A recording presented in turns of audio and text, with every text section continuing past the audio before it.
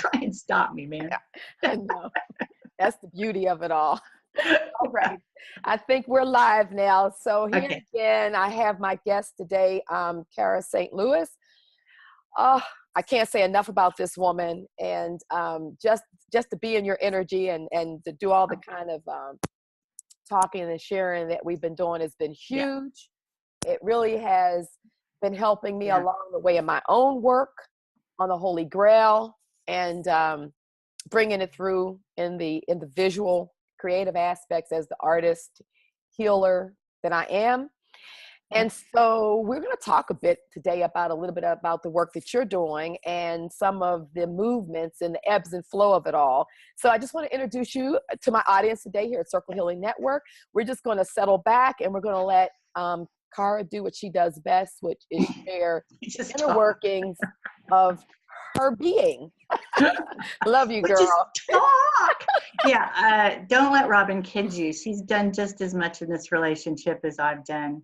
It's one of those things that comes along. It's one of those things that comes along, and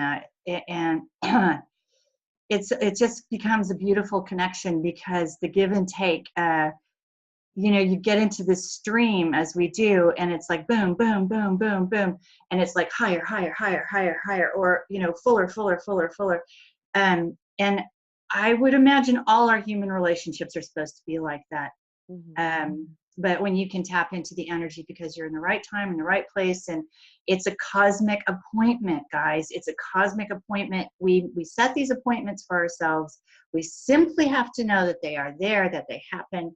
And when you meet the person who's like the next, it's like the cosmic tumblers, whoosh, and they fall into place in a certain way. And then something springs open. And when one thing springs open, then lots and lots and lots of things spring open. And we've been talking about lots of things that we share in common that we've kind of been coming at from different angles, but not so different that we certainly don't understand each other's journey or what we're looking at and what we're looking for and the doors that we're going through. And they're really mystery schools in a lot of ways. I know Robin's been talking about one, and I certainly got kicked into one years ago. But listen, I have to say, it always goes back. I'm just going to ramble a little bit, and she doesn't mind. She knows that's the way I work. And if she has a way she wants to direct the conversation, she will, and that's also fine. One of the things I want to say before I forget, though, is we've been talking, because I'm going to circle back out of it, we've been talking about the divine feminine. Now, listen, the Jupiter return in June of 2012 was kind of this sort of entry level into an absolute return of the divine feminine on this planet and in this space that we're in. So it's time for a recognition, really, I suppose, of the divine feminine that presents some issues for the world in which we live. I happen to believe, and people may argue with me, and that's okay, that's great, but I happen to believe that we've only been in a patriarchy as long as we've had a Vatican. I don't think that we've had a patriarchy. I don't think that the world is set up that way, and I don't think it really bothered anybody that we had this sort of divine feminine portal. There is such a thing as a sacred masculine as well. And when I talk about the sacred masculine, that goes back to my work in social engineering. And I honestly got a little bit angry when I started doing that work, because not only has the sacred masculine been, beaten to a pulp and shoved under a carpet and all that, but because of that, in addition, by the same entities, the sacred feminine has been taking a beating as well. Don't let anybody kid you. Interestingly enough, when I did a lecture in Holland not too long ago, I was doing an interview right after it. And one of the fellows, Arjan Bos, asked me a question. He said, what is one of the ways that you have been brainwashed in your life? Because he knew I'd said something about it in the lecture, but had not realized what I was saying. And so I thought, oh my gosh, you know how I know exactly one of the major primary ways. As a child growing up in the 60s and the 70s in the United States, I was taught And this was feminism. This was this militant feminism that was thrust upon us as women. I was taught that the worst thing that could possibly ever befall me was that I would become a mom and perhaps want to stay home with my children for as long as I could and that sort of thing. Right. You know, and I realized that what I was saying was brainwashing, because for the longest time when I was talking about that aspect of the social engineering of the 20th century, I would literally look over my shoulder every time I said that, because I thought, you know, like somebody's going to get me. Somebody's going to get me. You know, I'm saying something so wrong. You know, I'm talking about the sacred. Anyway, so I've tried very hard to live in a space thinking I was doing a good thing, and I was doing a good thing, but really additionally staying in my comfy zone. Right. Which Robin knows. It's also my comfy zone to be very, very tough, you know, very get the job done. I'm a Western girl. That means something. Yes, I it grew up in the does. Southwest, you know. All my uncles were ranchers. They spent all their days on the back of a horse with a rifle.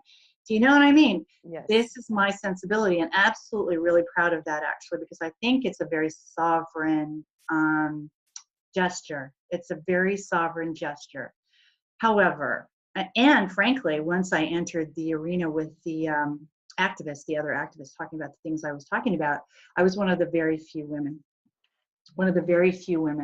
It's really like everything else, it's a good old boys club. And it was really probably only 4 or 5 of the guys who considered me to be an equal, who protected me against the bullshit. Can I say that? Yes, you can.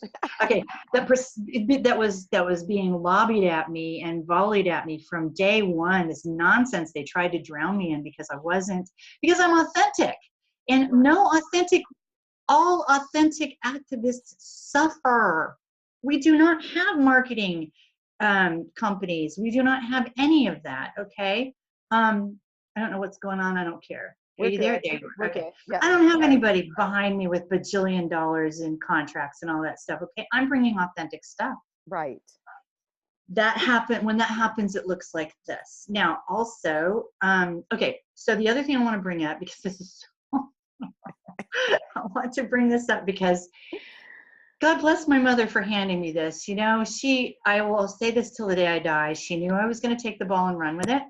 She knew that we came here for this reason, the 2 of us together. Yep. I always say that she was the code and I was the decoder ring, and we came in the same cereal box, you know? Anyway, so she sent me this wonderful book that I wrote, I guess we should say we wrote it together, called The Sun Thief. It was not my first book, but it was the first book that got me any attention in this arena. And in that book, I put down every vision that came to me, or you know, that was, everything is in there that she brought.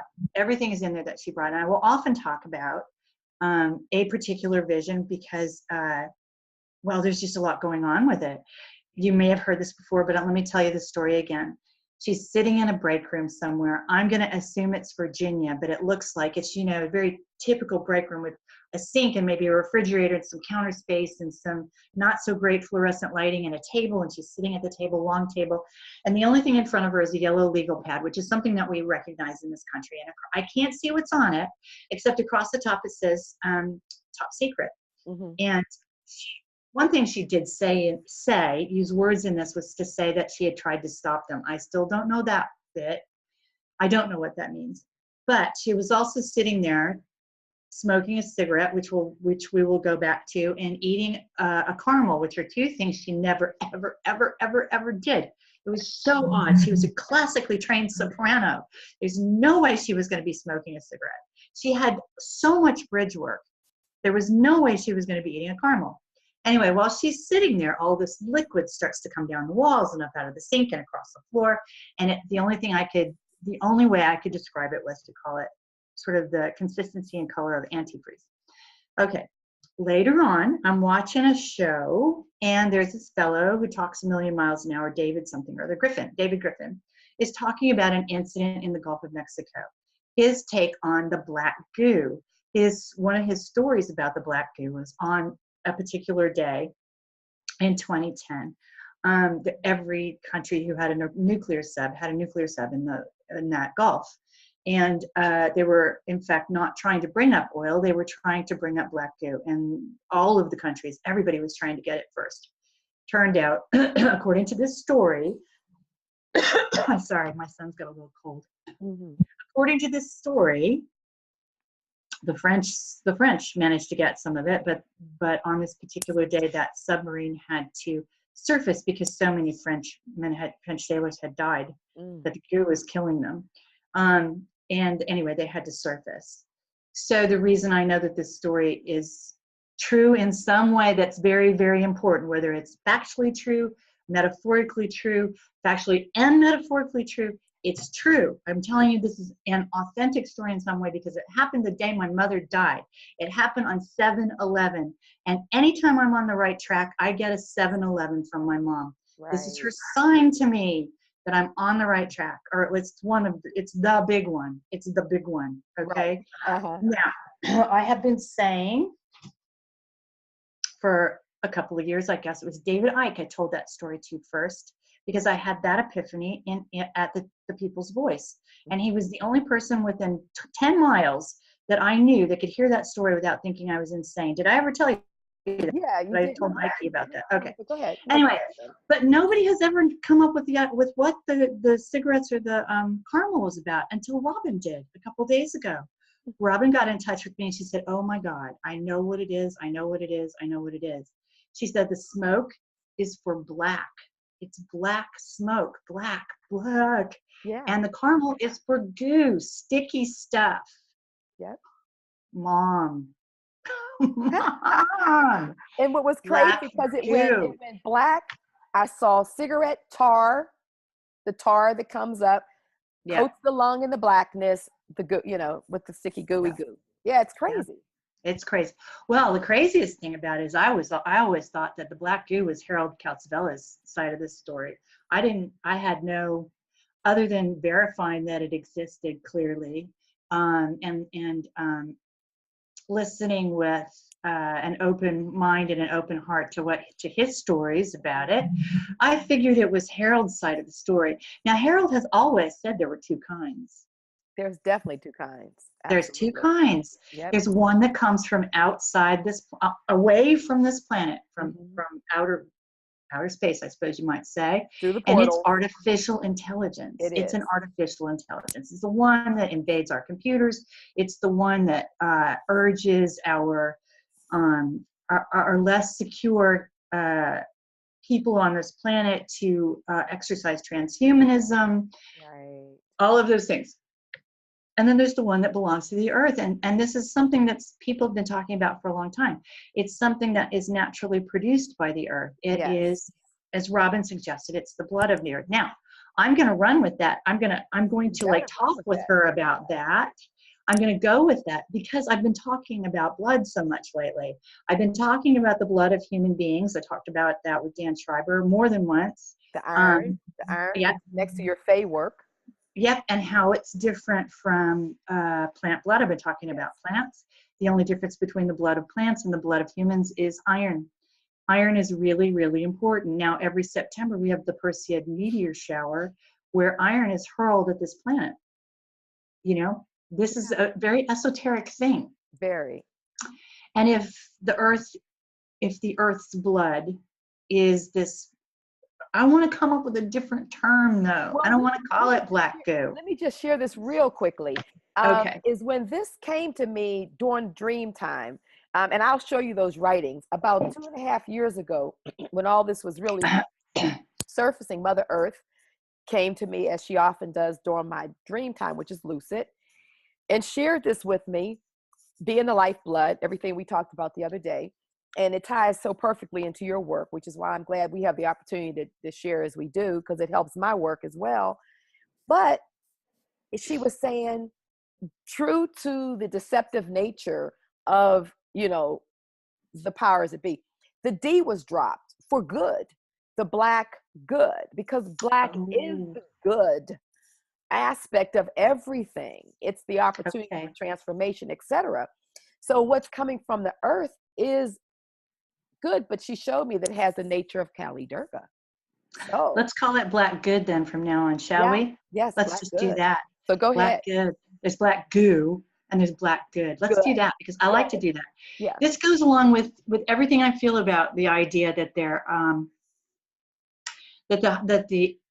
apex predator right now is probably an artificial intelligence of some sort, forcing us into a duality, forcing us into a binary situation when we are anything but binary.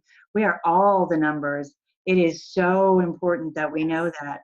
And by the first way they try to cut us off and back us down to 2 is by cutting off the nuclear family, which in fact is 1, 2, 3.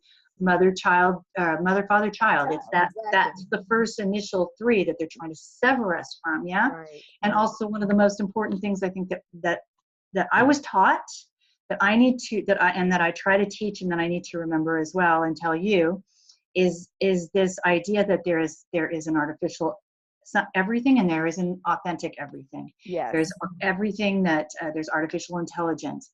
The computer is a dim replica of a human brain, and I really mean that. A dim replica of a human brain. Right. Telephones and things like that are replicas, inauthentic communication systems that we don't need. We don't need them. The Fae didn't use them, and I would postulate that up until a few hundred years ago, we didn't need them. What we know about our world right now is untrue. It's 100% untrue. We are not who we think we are. We are not who we've been taught to be. Now, one of the things, and there's really just 2 things I want to talk about, and then maybe Robin will have some questions or something. I don't know. Yeah. But she also brought this idea to me of the divine feminine. She knows that right now I'm personally at a crossroads again. Oh, good. Another one. It doesn't stop, my friend. Because listen, it's not just like it's over. It's not like just like a crosswords. It's like, oh, good, the house is burning down. Oh, look, you know what I mean? It's like my crossroads are cataclysmic. Yeah. Anyway, that's okay. That's all right. I made this agreement when I came in, and I knew it was all coming. So wham, right? Okay. Anyway, but this crossroads is personal. This crossroads is more personal because I really do believe in the divine feminine. But I believe in it in the sense that I don't think it means we abandon the divine masculine, which is always been a worry for me. Exactly. Always been a worry for me. We're all here for a reason, and we all matter. Right. Exactly. This like almost brings tears to my eyes right now. That's part of it for me. I have sons. I have brothers. Okay, or I had a brother. Do you know what I mean? Yeah. We all matter. So let's not get into that feminist trap that we were in before, which was the only way to elevate the woman, a female, is by denigrating the male. That cannot ever be our pattern anymore. Ever. It's got to be the balancing of both. I mean, it goes back to a lot of the work that I've done on the creative aspects of the right brain, but it goes back to the emotional quotient, which is about to be a balanced person emotionally, your EQ, it's got to be the balancing of the male and feminine in you. That's what gives you that balance. And when you come to that point of balance, you're at your most creative aspects. So we've lived in a society, as you said, through the entrainment that causes one to be more dominant than the other. And as long as you stay like that, you're kind of walking like this half the time. But it's about both holding, and they're both in both aspects of the male and female body. We're both holding the embodiment of the divine feminine and masculine. And that was also the trick, to make us think that the divine masculine only went with the masculine body and the divine feminine only went with the feminine body. But no. No, that's not what it is. That's not what it is. At all. In fact, the etheric body is the opposite sex. Yes. My etheric is masculine. Robin's etheric is masculine. Exactly. My physicality right now is as a woman. So we have both in us all the time. The other thing that I talk about all the time, which really has only been half of the puzzle, and my dear friends help me sort of suss things out, as Robin has done. I always talk about the seat of the imagination being in the heart mind, and the heart mind resonating at a frequency that the predator cannot locate. They cannot locate it. They have not got the capability of experiencing that frequency. So that heart mind is where the imagination is, which is why they're so busy trying to make our arms and legs do what they want it to do. Exactly. Right? Yes. But the divine feminine is also the seat of what's next. The divine feminine is also the seat of recreation. It is the seat of protection. It is all of those things. And so those things have to be brought together. And there cannot be any trepidation. There cannot be any fear.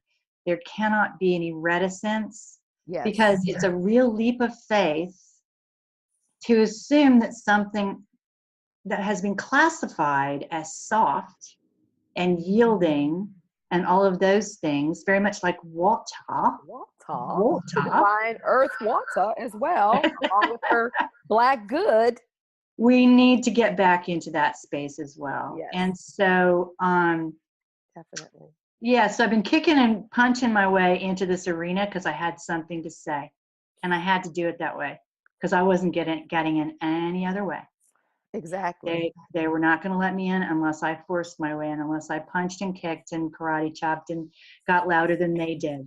Right? Yes. Exactly. So now I'm here, but the rest of the message still has to come, Right. which means that I have to, inhabit my own sacred feminine. I mean, when I do this, I spend a lot of time in water. I've always done that. If I'm sitting beside a waterfall, I'm practically catatonic. I'm just Right. gone. Yeah. Right. Water is really important when it comes to me bringing this stuff. One of the things I wanted to say real quickly with regards to what you were saying a minute ago about the whole process of the AI and the connectiveness to the body is the idea that, and I know as a mom yourself and me, and I talk to so many women about the same exact thing, which is once you give birth, there's a natural connecting that happens to the heart mind. And if you hadn't connected to it before, then you most certainly will once you give birth. It's something about the womb, the root chakra, the heart chakra, and the pineal gland that connect almost in that moment of birth. And it opens you up to the divine understanding. However, you live in a society that's disconnected us, that so many women don't necessarily know what's going on. And I believe that is when the predator began to really insert the agenda. It had everything to do with cesarean births and the forcing of cesarean birth, because if it's taken from you and it doesn't come through the birth canal to connect all those neural networks back to the heart and the pineal gland, you disconnect from the heart intelligence, which allows the artificial intelligence to really take over the body and the being that was birthed, because it doesn't get the neural connecting of the mom. So that's just another thing back to what you were saying, Yeah, there's that divine I talk about inspiration, expiration, and conspiration. Okay, we inspire, we expire, we conspire. Okay, there's a different meaning to conspiracy, guys. Yes, there is, and it has to do with breathing. It's all in the breath. And when a baby comes through the birth canal, not only is its skin activated, which is its primary sense for a really long time, but as it's coming out, it gets that divine breath. It's that divine breath. So yes, the cesareans. And what's interesting just now with us talking, I mean, I get these visuals going, but we were to connect it back to what we were just talking about earlier, the idea of the divine water, the elixir, which is the breaking of the sac, so the water that breaks. Then you have the birthing of the entity, the being coming into the world, and it's followed by the placenta sac, the black goo. Everything is always the black good. It's always repeated. Everything is repeated. The truth is repeated. It's all there, all around us, but boy, we sure have been taught not to see it, haven't we? We have been taught to completely ignore it all. Ignore it. That's one of the things. That's one of our jobs right now. It's a job for all of us right now. And one of the ways we can do that is to get our own thoughts back. I said this not too long ago, probably said it to Robin already. She has to listen to all this stuff 6 or 7 times. I don't mind. I love hearing it over and over again. Okay. Well, I had discovered not too long ago that the only way to get people to listen right now, since they are so entrained right now with problem, reaction, solution, and they are entrained and they are addicted to adrenaline. We are absolutely, they've got us by our addictions. They've got us by the short hairs by addicting us to so much. And you have no idea what you're addicted to. I'm not talking about smack and stuff like that. No. I'm talking about other stuff. Anyway, which I will write about shortly. Absolutely. I realized that I had to bring about 75% bad news before I could get people to hear the 25% good news. Yeah. Otherwise, they weren't going to listen to me. I had to No. terrorize them a little bit, which means you preamble with, and it's all useful.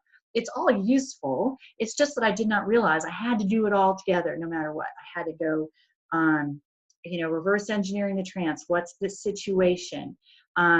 And then I could do how to reclaim your own thinking, that kind of thing. Right.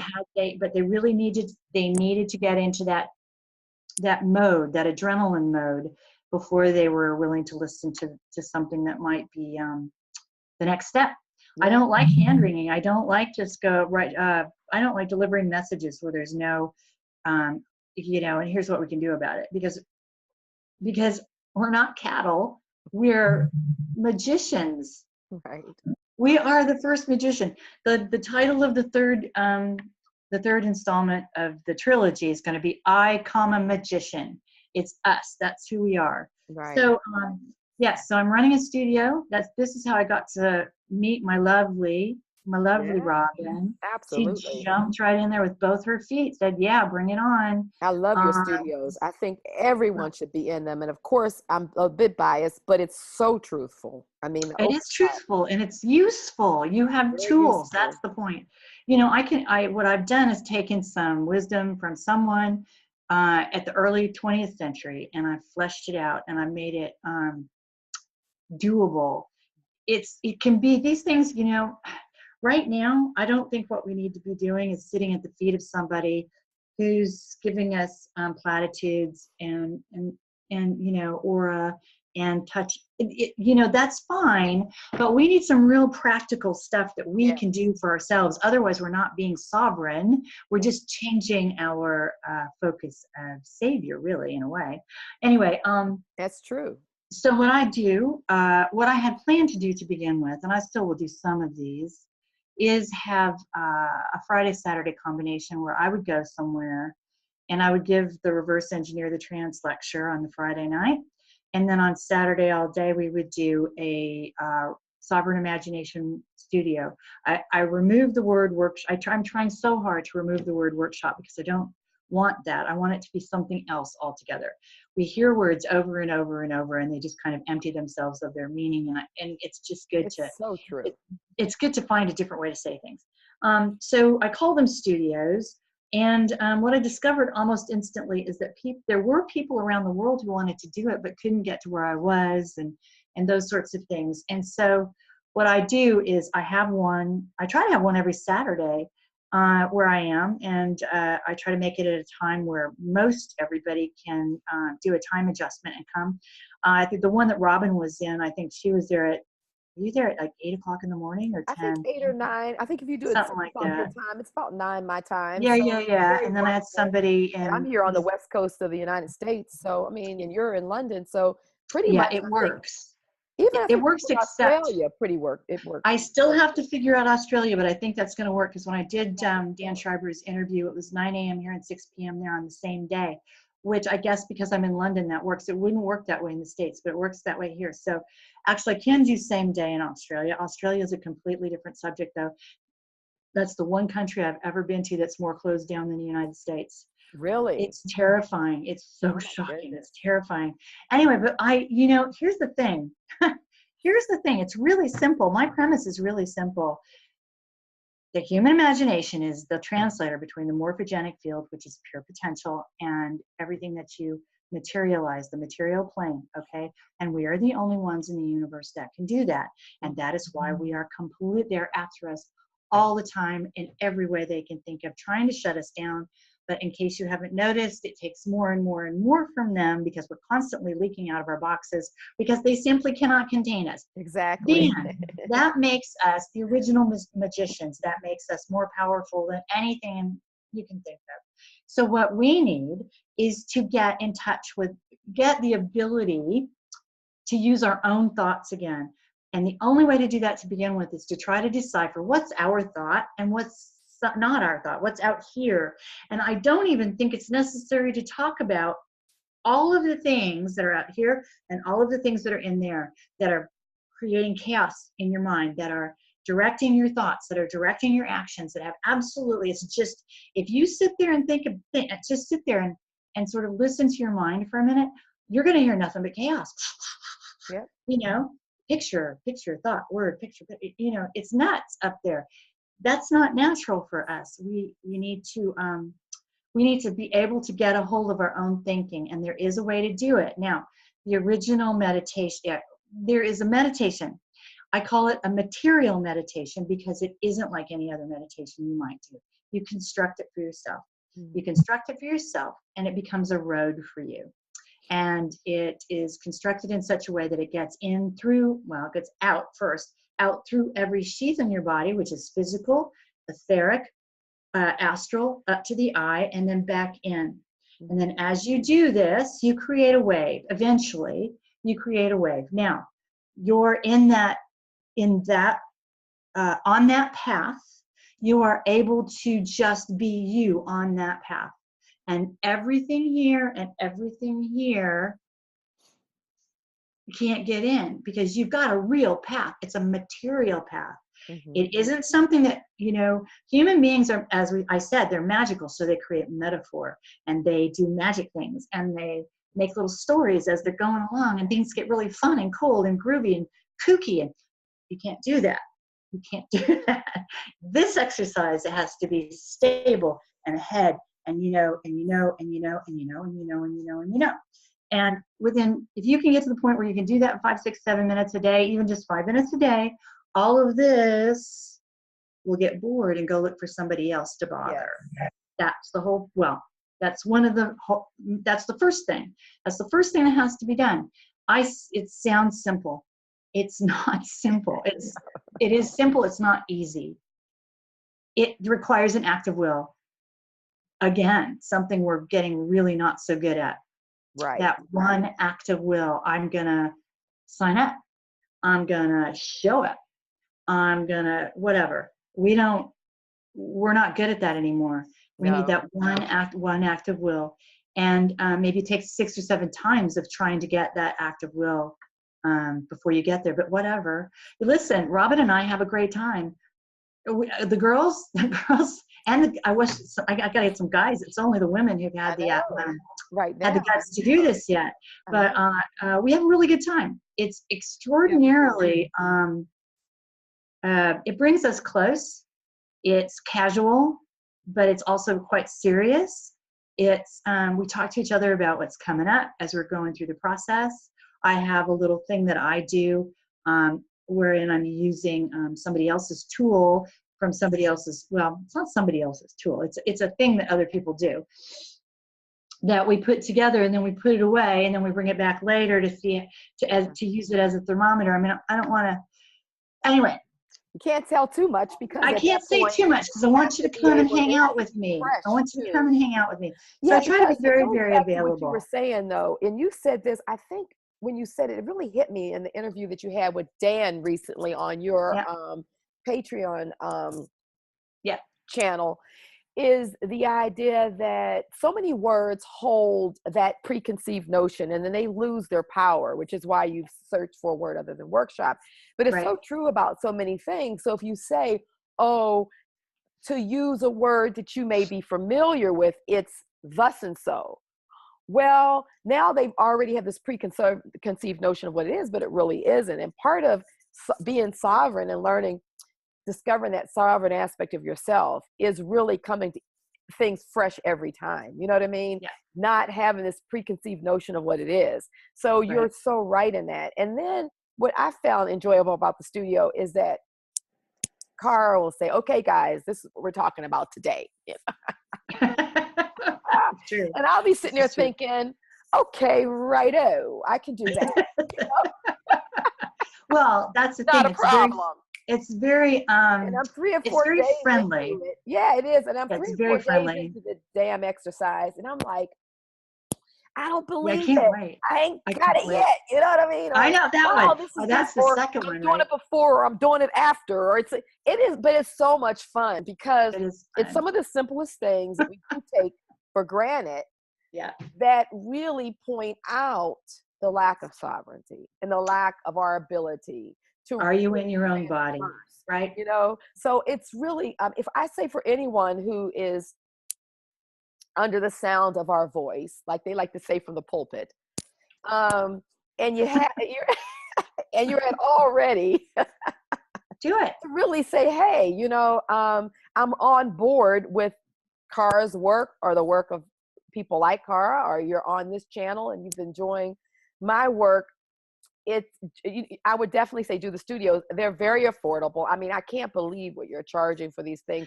You We might got to as well get people in here. because they're that affordable. We're talking about, you know, $20, $15, $18. It depends on whatever you decide for at the moment. Yeah.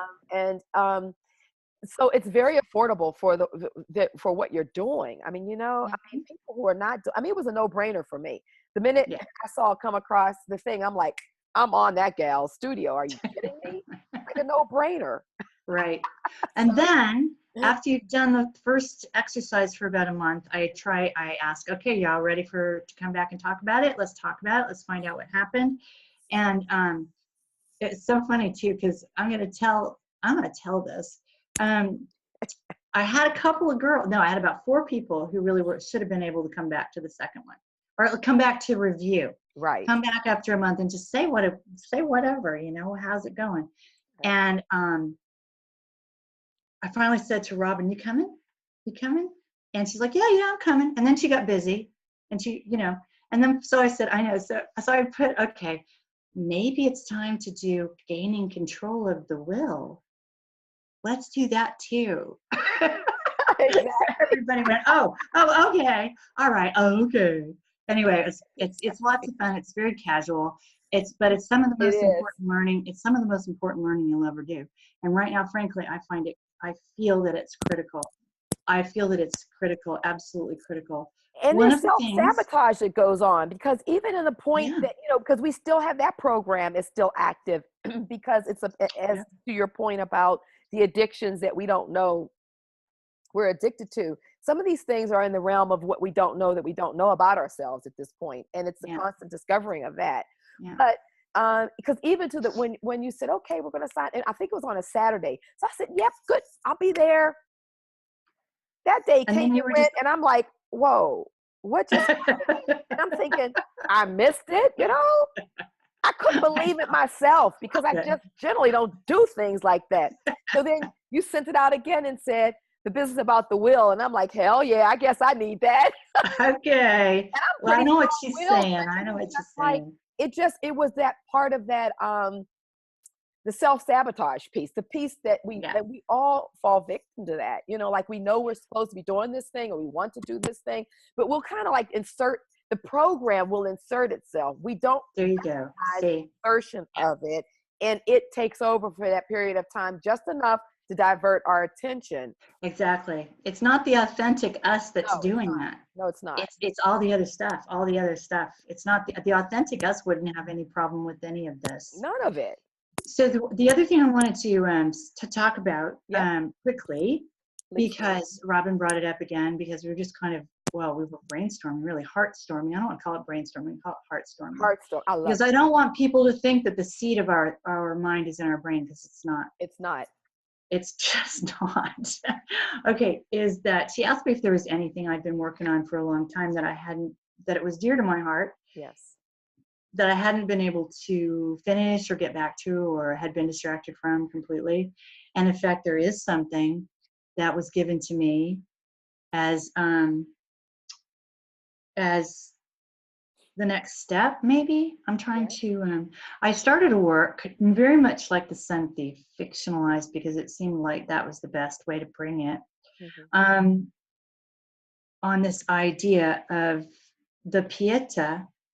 The Pieta is something that comes to me in visions, that is important to me, that I see everywhere now in various forms. Yeah. For me, because, and this goes with the Fae, and it goes with the divine feminine, and it goes with all of these things. For me, the Pieta is a portal. Pieta is a portal to, let's see, I don't know how to even describe it. I suppose I could say the other side, but I'm probably going to have to take that back, because I need to work on this to find out what I'm saying. Right. What am I saying when I say that? But I promise you that I believe it to be true, that this reality of the Pieta is a portal. And some of the things that bring me to that thinking are wondering what is in the caverns beneath the Vatican, and knowing that one of the ways I got started on that was knowing that art is potent. Yep. Art has you want to say art has a message, but that's like words are beggars when I'm trying to just say what I'm trying to say about this. But works of art have a charge. They have content. They have so much of almost everything in the way that we communicate is not verbal. Verbal is how we create. Right. Verbal is, music and all, because music comes from somewhere we don't even know where. I mean, that where is the bottom? Where is the bowl? Where's the pole where music is? Exactly. But works of art have symbols, I guess you could say, but that sounds external. And what I mean is content, inner content. That is meant to agree with what you're saying. I know, as an artist, you know what I'm saying, and a healer myself, bringing so much through over the years, I know exactly what you mean. And to some of the work that you've done, and I know the work that I've been a part of with New Earth, with Sylvia, yeah, Sylvia Ivanova. I haven't been on her expeditions. Is the idea that the work of Alatola Flamenco. That most of this has just happened in the last couple of years. So to the point of the art in the Vatican, I personally believe, haven't heard this anywhere, but just through my own research and belief and intuitiveness, is that stuff was taken down just a couple of years ago and stuffed in the Vatican. That then a lot of art was brought out. It was like artist workshops. Just create new paintings to put them up as if they've been there for thousands of years or hundreds of years. Because if you look at a lot of the iconic work that's up now, that's supposed to be several hundred years old, if you really look at the images and the insertion of stuff is pretty modern, even though it's supposed to be older times. And I think that the work that has been stuffed away, to your point, absolutely has an energy, a force field on it. It's living. And if that were still up, the illumination of the people would just be in full activation. So you can't replace it with this other story and try to get this lie going with all of this artwork that's holding certain vibration frequencies that are energetic. They're pulsating off of these pieces. There's organic living communication. That's we are supposed to resonate with it. Absolutely. It's supposed to activate things in us as we come in contact with it. And that has been taken from us and put away so that we cannot see it. I agree. Which is what made me think about the Pieta, and my work it started as work with just thinking about Mary, but it wasn't very long before I knew that was just, Mary was a door. It's a door. Yeah. It's the name of a door, okay? That's what I think it is. Mary is just the name of a door that you open. The Pieta itself is how you go through that. Since then, I have seen images of Pieta-like things, carvings, artwork, things like that are ugly, that are negative, that are meant to be something other than what I'm talking about. Yes. Perhaps they're meant to secure us to a spot or to a feeling or to a piece of negativity. I saw one in Italy, believe it or not, in rural Italy. I was visiting a place where there was a fake sword in a stone. There was a sword in a stone under glass somewhere out in the middle of nowhere. And then in the same church, maybe, I guess it was, anyway, monastery or something, there was this, I took a picture of it. Maybe I'll be able to put it up. um, this this form, this human form holding, draping, another human form. And I looked at it. I said to my husband, "Oh my God, that's a Pieta. Look at that. That's horrible. It's horrifying. What's going on there?" So you see, this is the work that Yes, it's been replaced. It's a replacement work. yes, it's been replaced. It's been replaced. Anyway, I have had this work going on underneath all this other stuff. Underneath all this other stuff. So now that I've kicked my way through the door. Oh, Robin. Speaking of Oh, doors. Robin. I love you. I'm loving this though. I'm happy because, I'm like, okay. And I'm sitting here we're all listening to you. This is how you do things, Cara. You work it out. You talk it through because it's all in there. It's a big jumble. And you I don't. out. It's a birth. We're birthing.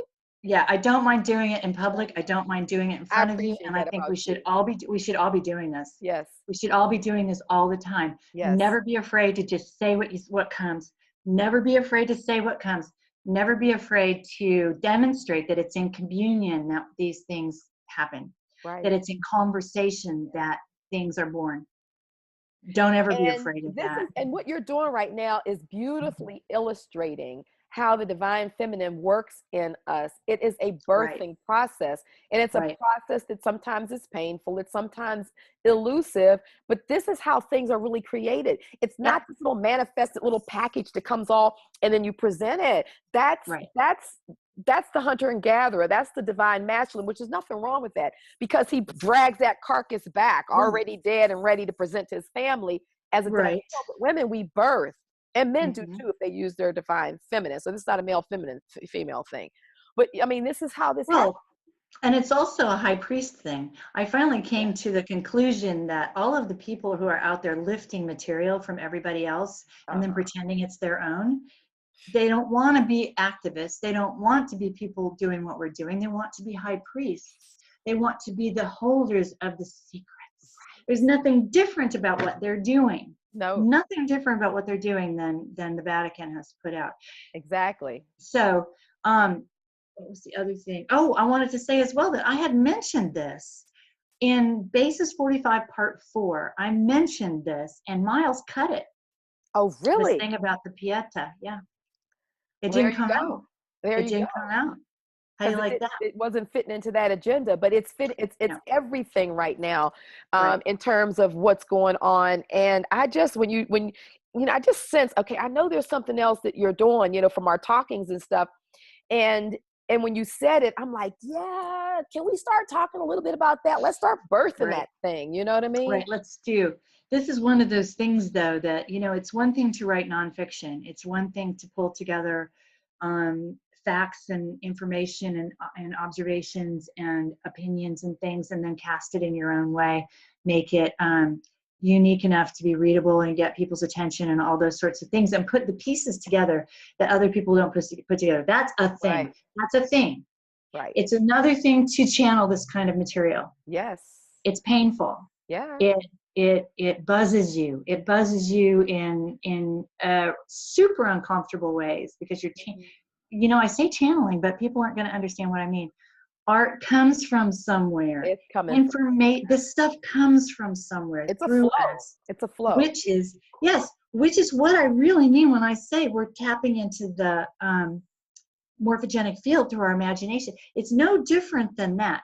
We're not channeling entities. We're bringing, we're creating through our imagination. It's the universal field of all consciousness that we're all connected to. It's just remembering you're connected to it. And so, to your point, weren't you the one that came up with this thing called dangerous imagination? Yeah. Yeah. Right. It's that's what's happening sometimes. That's the thing. That's the thing. It's not comfy cozy for a lot of people who read my stuff. No. And I'm sure the process for you it's not a comfortable process. You're birthing this stuff right now. You're in the thick of a lot going on for you in this process. But you know what? I believe that as the work comes through us, as it's coming through you, and those individuals who are out here doing their piece of their work, what's happening is that you are you're learning what it's experiential. So you begin to experience what you're bringing forth so that you know it intimately, because anything that we really know we've experienced is experiential. Exactly. And so like what you're going through and birthing this work right now, it's experiential. You're experiencing what you're bringing forth so that when you actually begin to really put this work out there, you also have the solutions. You also can tell people how to stand in it. That's exactly it. You know? That's exactly it. If people aren't bringing that stuff, yeah, that's a three-legged dog as far as I'm concerned. right. Okay, that's a three-legged dog. That ain't gonna stand. It ain't They gonna have to stand. also have, what do you do about it, or what's the point, or they have to be headed that direction, and it has to be, in my view, it doesn't have to be somebody who has all the answers. My God, No. but it has to be somebody who's actively pursuing that path and saying, okay, come on, this is the way. I've got the torch. Let's go. It's this way, or maybe somebody else does it at a different time. But I find myself embroiled in situations right now that are just, I mean, I've got this cease and desist right now. Right. There are things I can't talk about I know that are so stupid. right. Anyway, regardless, Robin knows all. No, Robin doesn't know anything. What did I just say? I don't know anything.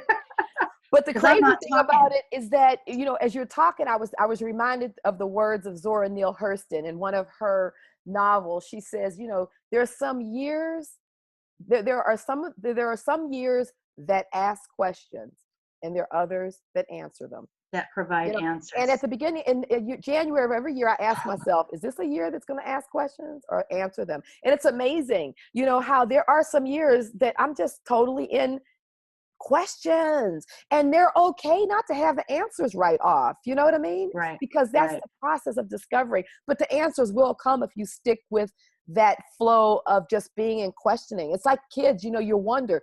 Think how, when you have your infant and they're 3 or 4 year olds and they're saying, Mommy, what's that? And what's that? And what's that? And what's that over there? And what's that over there? And what's that over there? I mean, we don't say, hey, bud, you got to have some answers here. Right. And don't be afraid to do the process in communion with your fellows as you're going along the way, because anybody who's trying to pretend that they came with ready-made answers is really just being a high priest. I think it's okay to say, look, Sylvia does that. One of the most important people I know doing any research right now is Sylvia Ivanova, and love that constantly saying, I don't know, is this it? Is this not it? I'm going to find out. You want to come along? Have a look at this. This seems silly. It's crazy because when I was on her expedition in Italy back in October, we were doing 14 days, it felt like 14 years, hiking through, 15-mile hikes. I'm every bit of it, uphill, downhill, through caves, over bushes, being snagged by, there was some kind of vines out there that literally reached out and grabbed you. And then you're trying to pull all your shit out and everything. It was amazing. But I was so thrilled by the thrill. I'm a thrill of the hunt kind of gal. But what was interesting is that in the evenings, we all had sort of like B&Bs. And so we had a couple shared B&Bs. And so me and my roommate, a wonderful woman, Maya, who has a great restaurant in the Umbria region. And so when we came in every evening, she just cooked these incredible meals from mushrooms and stuff like that. I'm like, I'm your sous chef at any point. I'll cut whatever because it was good. Well, we shared the same place with Sylvie and her guy, the camera guy, I always call the cameraman. But anyway, and so in the evenings after coming back and the brilliant mind that she is and all the work and all the places she's been, we would sit around the table and eat, and she'd say things. She always asked questions. She never said, right? She didn't tell you. She said, what do you think that was? And what do you think that's it? And what do you think about what we saw there? And how about, the whole time. Mm-hmm. And I love that about her because she stayed in this place of curiosity, and she stayed in the place of conversing with others to take in the full ball of information. Right. And all the work that she's done, you'd think she'd be saying, and this and this and this and this. No. And I Everything she love that brings in kind a of form of a energy. question. Yeah. Yeah. Yeah. Yeah. And this is authentic. This is It's human. authentic. This is authentic us. And you should get in there and enjoy it and be part of get in there and mix it up. Get in there and mix it up. So shall I say, is there anything else you want to talk about first of all? No, I want you to go ahead and say what you were going to say. And I Well, wanted I to was talk just a going little to bit give, about your Patreon interview. yeah, that's one of the things I want to do right now because Robin's trying so hard to, help me across this transition Rattle the right bush now. here. I mean, Absolutely. The thing is, I need support. yes. I freaking need support. I don't have marketing behind me. I am not going to stand here and tell you that I've had alien encounter. I mean, I'm not going to make crap up to get support. People to support I'm you. Exactly. just going to say what is authentic and what I think. Now, yeah, I talk about an alien seed race, which should be enough to, rattle people in the way I put it together. But it's, the sensationalism that's going on out there right now. It's like Marvel Comics, if you Oh don't my have a goodness. if you don't have a Marvel Comics kind of angle going on, and you're not talking about people being abducted all the time, it's difficult to get people's attention. Nevertheless, I have come up with a couple of ways that are very simple and very inexpensive that mean the world to me, that will allow me to continue to create and to do this work and to get through to the other side and to reach as many people as I can reach. Yes. And to continue to write. I need to write. I need to get this stuff down. Okay, Robin has got, and she'll tell you about it in her way if she wants to. No. This donation, this program, the Arizona Artisans have put Guild. together a donation guild. Thank you. Have put together an audition donations program. So I'm gonna let her talk about that in a minute. But Right. the two things that I'm doing is trying to come up with some capital funding, because my world has been rocked all year long for various reasons, various personal reasons. They're not funny. It's big time stuff, okay? And I've had a lot of help from a lot of people who follow me, and God bless you. You're some of the biggest hearts I've ever known in my life. I've been stunned, but I'm not through to the other side yet, gang. And it takes some stamina to help. The other thing I've done is set up a Patreon account. I cannot tell you how amazing I think this platform is, because like Robin, I'm committed. I am so committed to taking everything out that's between the artist or the creator and the person that receives the creation, Right. or that goes to get the creation. Between you and me, I want there to be almost nothing. Right. And so Patreon is one way to do that. And I'm trying to give value to my patrons. It's as little as $1 a month to join some, and I've had people pledge $25 a month. You certainly don't have to do that. Do it if you can, or do you feel like you want to, and you can always change it, but that's one thing I'm trying to do very hard right now, is build a Patreon community for myself. It's working nicely. I love the platform. I bring my interviews there. I bring articles. There are various levels of what you can get based on what you're pledging. If you pledge $25 or up, you get studios. It's the price of a studio. You get to come. Yeah. So you get the Patreon, and you get to come to the studios when I have them. So now the one that you did with Dan Schreiber, yeah. that it said part 1. Is there another part already in the can, or you're going to be part 2? But you have to go to Patreon to get part 2. You have to sign up. Oh, guys, yeah, we got to get part 2.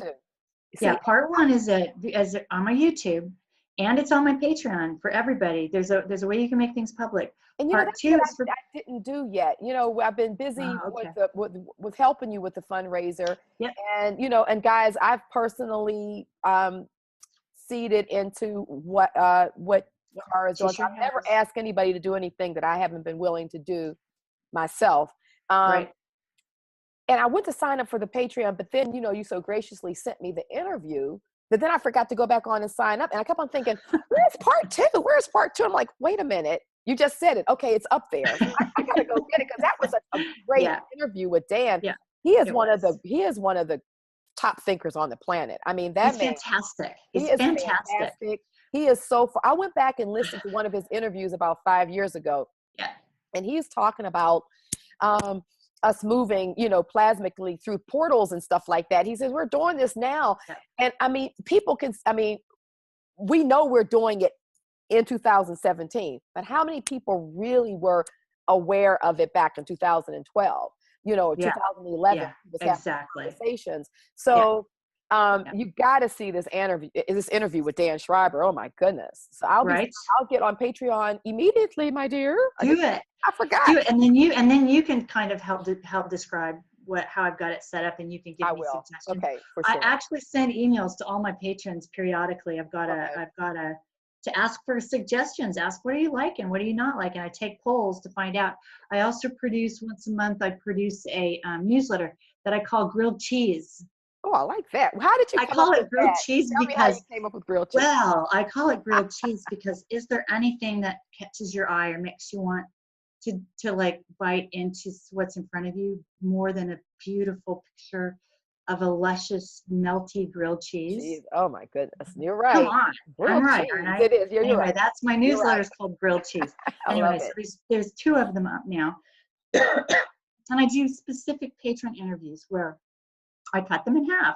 Everybody does this. Yeah, you have to. I give you a nice chunk to the public and then another nice chunk to patrons only. And if the difference is donating $1 a month, I mean, come on, guys. It's worth the information. $1, yeah. and it means the world to me. It allows me to survive.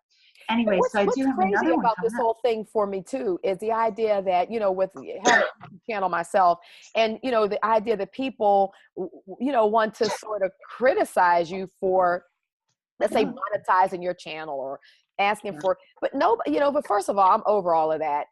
What really gets me is that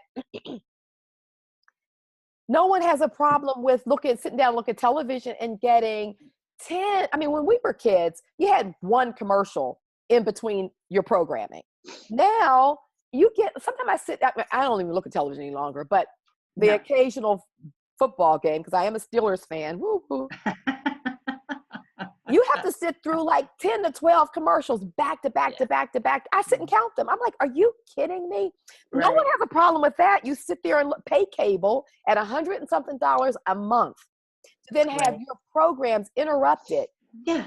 10 to 12 at a time. Right. But then people who are putting work forward, like yourself, myself, and so many others of us out here on these alternative platforms, get criticized for asking for $1. Really? Right. Get over it. You know, people have to live and have to be able to have way. And, you know, there's a lot of work that goes into this, a tremendous amount of work. You know how much work goes into this stuff. Yeah. Plus, I got to write the books at the same time, and I travel and things like that. Yeah. And to get to where I need to go. You're supporting people at where you find value, at the level that you find value. That's all that's being asked. And really think about it. And plus, we realize that you attract your tribe, and you have your own tribe, Cara, and those people will support you, will continue to support you. We got it. Yep. And we're just saying, hey, you're changing platforms. You're changing the way that you're operating. Some of it you can't talk about now, but moving forward in the future, it'll become abundantly clear to your followers what's going on. What's going on? Why? For you to make a shift. You know, you're at a fork of the road. You took it this way. And those are causing you to draw your funds from other alternative sources like Patreon, like fundraising campaigns, AAG, Arizona Artisans Guild, which I'm a co-founder of. We really support the artisans of all sorts. And, you know, we created a fundraiser page for Cara. You will actually, we believe in giving back. I'm a creature of the win-win. You know, I don't ever ask for anything that I'm not willing to give something back. And so we have all kind of great gifts over there on the page. So it's ArizonaArtisansGuild.com. Hit the fundraiser link. There's signed books from Cara. Maria Wheatley has come in with her material. She even has some readings that you'll get. And Maria, she's my mentor in the earth sciences, the lay and the water, is brilliant. And her readings are incredible. You have, you know, Mike Williams and Mark Devlin, who are also giving at very generous levels. So go over there, guys, from simply as $1. You can get in and Yeah. gift, and also get the opportunity to support some incredible work on the planet that Cara is doing. Yeah, did you realize also, I just did an interview with Terry Joyce out in LA, and she offered to make people laugh. That was her gift. She'll call you up and make you laugh if you donate. She said, I'm Oh, going to do it. I'm going to do it. I said, okay, great. Fantastic. But you have to also, I want to also say, I'm putting my old interviews up, I'm putting new interviews up, and I'm also getting back into interviewing. So I've got all kinds of new material I'm approaching. The Pieta, this idea of art with its content, and the Vatican and how they're getting into that and what we're going to do about that. There's wild magic and there's formal magic. Formal magic is not magic. no. Wild magic is authentic. Okay, and these are the things that we also have to look at. It's all about the imagination. It's all about magic. I also have to say, I'm doing interviews myself. I'm actually pretty good at it because I like people and I like to hear what they say. No, you So are. You're very good. I'm doing Mark Devlin and Mike Williams on not just Music Con of the 20th century, which is social engineering, but also this whole Paul and it just Paul dead kind of thing. They really are experts in that. And Mark Devlin's been talking about all the deaths lately. He's got some theories about that. Yes. So we're going to talk about all that. Again, it's going to be half and half. I've got to offer value for my patrons. Yes. I've got to say thank you for that dollar. Thank you. And here, this is for you then, for that dollar. Exactly. And so I don't know if you're able to put the links up on your I can put your them up interview. on YouTube. Yeah, you give me. Okay. If you send them to me in an email, I'll be more than happy to put them underneath this video. I will do that. You can also find me I have an authors page on Facebook. I'm extraordinarily responsive. I love talking to my people. So find me somewhere. And if you can't find me, Robin knows where I am. Conversation was on your authors page. Yeah, exactly. Yeah. Robin will always know where I am. Okay. I don't always know where Robin is, but I try to let you know. I was in the hills of Sedona the other day, and I come back, and you and Ann were just having this conversation. I'm like, oops. But when you get up there, first of all, the reception goes down up there. You think you have phone reception, but half the time stuff is not coming through because you're surrounded by iron. All those big mountains and they are iron, and so you got a lot going on up there. So when I come back, I'm just happy-go-lucky looking at my phone, and I'm going, oops, I missed the entire day. Oops, you can't do that. I know. You can't do that. It's forbidden. Anyway, so there's millions of ways to get hold of me. I'm always running fundraisers. It's not forever, guys. And I'm also doing the stuff that offers value for joining my patrons. So thank you, Robin, for helping me get the message out to, she's right, we got a tribe. We got to get the tribe together. Yes. And readjusting and reworking and letting go. Yeah, definitely. I kicked my way in. Now I got to let go. Yeah. Right? Yep, you are. You're letting go, and that's part of the process that you're finding yourself in. But, I think the work that, your Pieta portal and some of the talking that we did yesterday when you shared it with me, thank you. It is all about that light through the tunnel. And that's what's being revealed, and that's what you're going through right now. And you're using so much of the earth waters and that cleansing water to refresh your spirit. And you're just a champion for that right now. And I thank you for coming on today and just, courageously moving into opening up the space for this material. Yep. I'm fascinated. I can't wait to hear more about it, of course. Well, I'm going to leave you with this. Okay. One of the most important visuals out there that goes to all of this, and you've all seen it, I'm sure, is this, I don't know, painting, I guess. Let's say painting. This piece of art of what is supposed to be Mary standing on a planet with 12 stars around her head. Yes. Standing on what? What's her foot standing on? Is it a serpent's head? Yep. A serpent's head. Now, one way to interpret that is that that's Draco and the Fae. That was the first interpretation I came up with, was that was the Fae standing on, vanquishing Draco. But, it could be many things. It's an important visual to think about. Yeah, it is. I invite you to meditate on that one. Yeah, definitely. Definitely. All right, my dear. Well, listen, I know you got to get on. You got a lot going on there on those sides of the waters.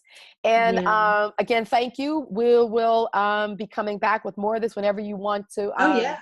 put out pieces to the studio that Oh you're right. We've got to. we can do some of that here on the channel. Well, we got to demonstrate how to get signed up for one of those. Yes. So we'll do that. The next time, maybe next week sometime, we'll get on after you finish with what you've got going there. Yeah.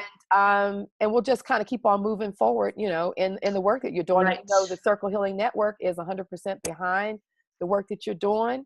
And however Right. we or any of my followers can support it, I'm speaking for them, especially my tribe of followers. I've got some pretty good ones there. You know, we got your Oh, back. by the way, one of the things, thank you. And one of the things I forgot to mention is I'm reading one of my books aloud on Patreon right now. That's On good. Patreon. I'm reading Consolatus Companion, and I have been. I'm trying to put the second installment in today. It's the book that preceded The Sun Thief. It's about the shadow, our shadow side and the egregore. So perfect. And you know, I'm a girl of the griot. I believe in the power of griot and the tradition of speaking and storytelling and remembering the storytelling. Because see, when you know, the printing press was a good thing, but like so many things, you know, it's a double-edged sword. And so it got you away from remembering and the power of memory. And so stories were able to be changed at that point. And so much of the true history or the true past, let's say, was easily manipulated when you get people to start forgetting the stories. But when you tell the story and you use the power of the griot, wow, you know, we're back to empowering the sovereign self. definitely. So, thank you, my dear. And okay, love you. Love you so much. Take care. And to everyone out there with Circle Healing Network, thank you so much for hanging in here and enjoying us in the conversation and joining us in the conversation. And we'll be back for some more soon. Take care. We will. Thanks. Love Bye. Take care. Okay. Bye-bye. Bye.